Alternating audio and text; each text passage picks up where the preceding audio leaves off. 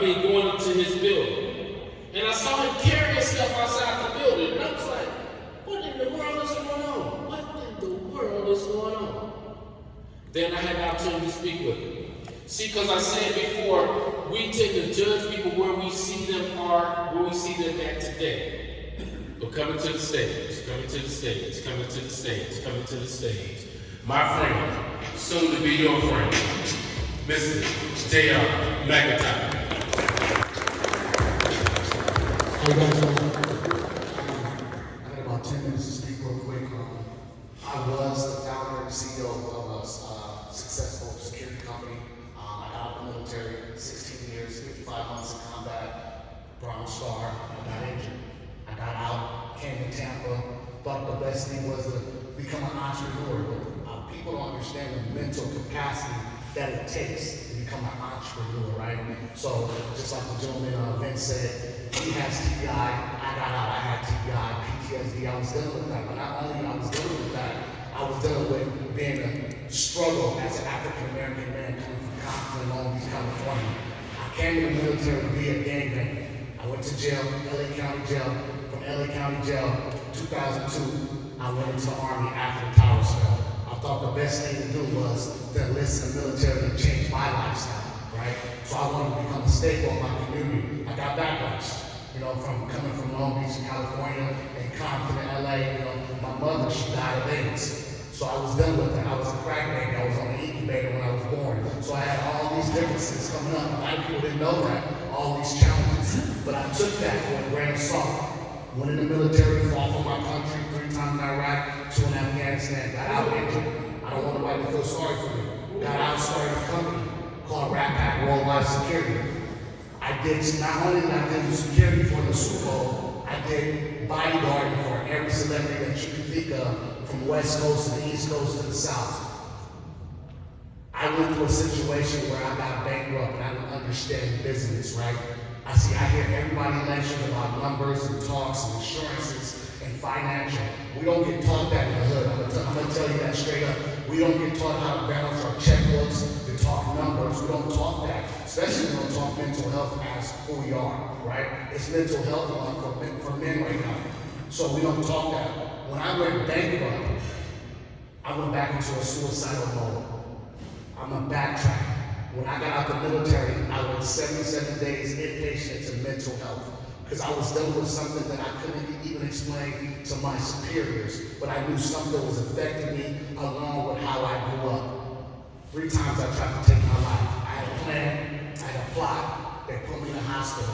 After the hospital, I got out and enrolled into Kaiser University. I didn't enroll into Kaiser University because I wanted to get my education. I was losing my mind. So in TBI, like he said, it takes you backwards. You don't know where you're starting from again, right? So I started with my associates in sports medicine, my bachelor's in sports medicine. When my business failed, I fell into business. I went bankrupt. I moved out of my building. My building was around the corner on Martin Luther King. It was a highly successful security company coming out of Florida. If you guys look it up right now, I was slandered, I was called all type of names. I was saying that I didn't pay my employees, but I paid people to do a job that they couldn't do. For that 4 years that I was a security CEO founder, I never received a paycheck. I got this book from Warren Buffett that says, hey, if you invest in your company, then it'll come back to you. Well, the time that was going to come back to me, I went bankrupt, so I never got paid a dime to become the CEO or the founder of my company. So when I lost, I not only lost my baby, I lost everything. They took my Range Rover, they evicted me out of my house, I couldn't feed my kids didn't understand, so they got sent back to Texas. Because not only was Daddy dealing with bankruptcy, Daddy was dealing with mental health issues. So I would come home when my company was failing and I would treat them differently. So it's a whole mental capacity. We're not going to sit here and not act like that. Our mental health, becoming an entrepreneur, is not the hardest thing in the world. I tell people all the time when I speak at these lectures, I'm a motivational speaker now, I pivoted, but I tell people on lectures of entrepreneurs, I talk to people, I talk to kids, I talk to everybody around the world about how to pivot, and I talk about the dark days, because they will come.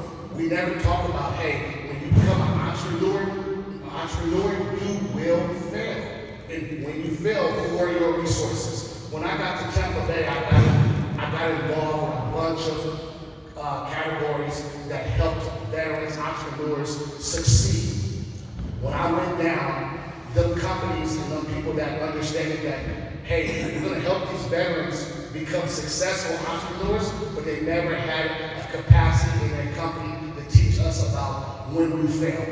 So that's my niche now. I'm going to talk to you about how you fail and when you fail and what to do to when you fail, how to fail. Now I am a successful motivational speaker. I have a huge social media impact on LinkedIn, on Instagram, on YouTube. That's not nothing.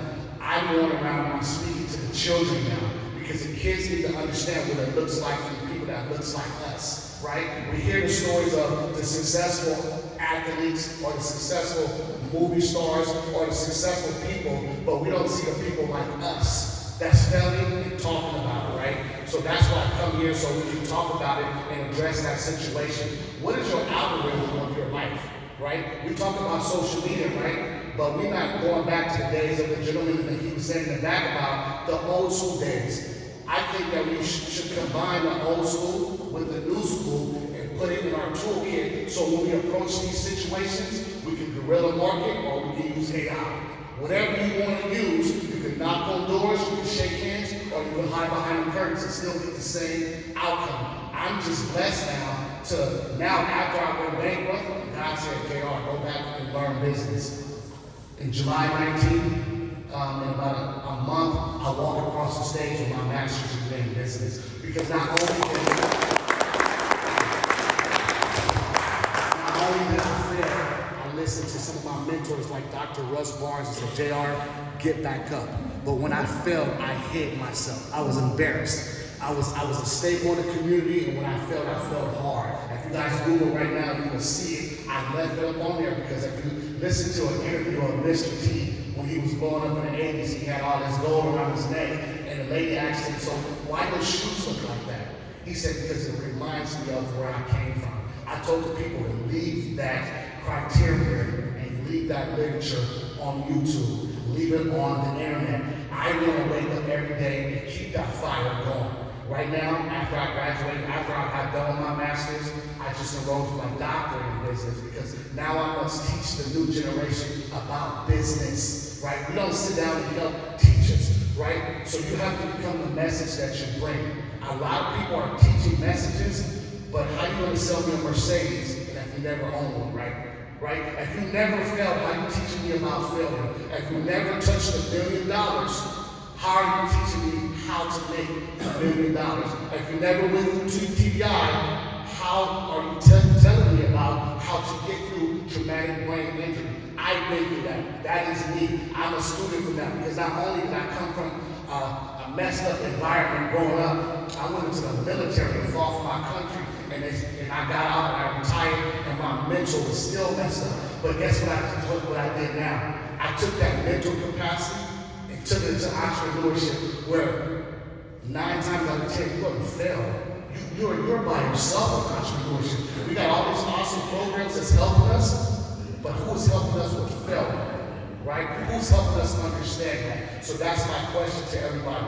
Understand your algorithm of your life, because you have one. And as soon as you throw that ripple out, use what works for you. And now that I travel around the world, I have a book coming out called The Dark Days as an entrepreneurship, as a combat veteran, and I got another book coming out as A Good Heart Do Not Pay Bills. You guys listen to me. You can have the biggest heart in the room, and I can come help you and tell you everything. And if you get rich, you're not going to tell people who helped you, right?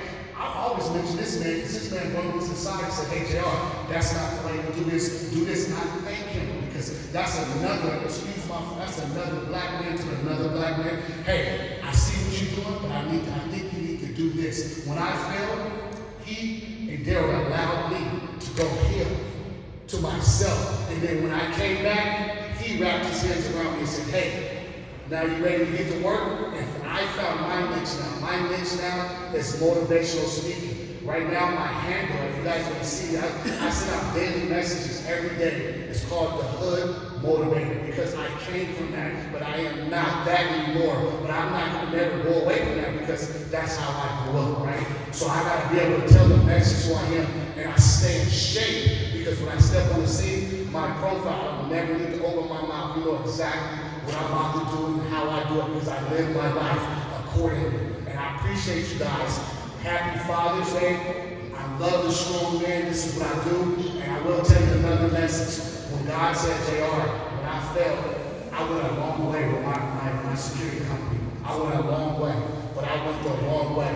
But when I failed, I found another thing in my life. There's 3 things that you need to have in your life. If you're an able man, just like he said, you need to have a day job, you need to have a passion job, and you need to have a gift. God bless us with a gift. My gift is speaking. My passion is talking about security. But my day job, I'm a project manager. I have a PMP, and I'm in school for my doctorate. And I will continue to show that message because our kids need to see that message. We have a breakdown in society between young and old. There should not be. That should not be. It should be what we did back then, what we do now, and what are we doing today, right? I have too many people coming up telling me, hey, sir, I used to look like you when I was 20. What about looking like this now? What about talking about that now? Because you have our kids looking at you. Our kids are very observant. They open that social media and they look at you and they say, you can't. Right? So at the end of the day, if you capture your message, they're not going to use you to push you to your society. And I'm going to leave you with 2 more things. My target market is kids and women. Women's going to take that message and tell their husbands and their sons, and the kids are going to keep my message alive. I thank you guys again. Follow me on LinkedIn, on social media, the Hood Motivator, and I have a conference coming up. I have a conference coming up. It's free. It's called, Daryl's coming to it. It's called Shake the Room Conference. It's on LinkedIn. It's at Crossover Church. I do it 3 times a year. I have a bunch of speakers, a bunch of credit, a bunch of motivators in the building. And guess what I do? I'm here to motivate the unmotivated people. I'm here to tell a story. I'm not rapping about lyrics I saw back in the day. I'm talking about my life, and I'm talking about the situations. And thank you, Daryl. Appreciate it. Yeah, give it up, give it up, give it up, give it up. That's what God right there, man. Listen, when I first met it, and Mike, you got too much in this.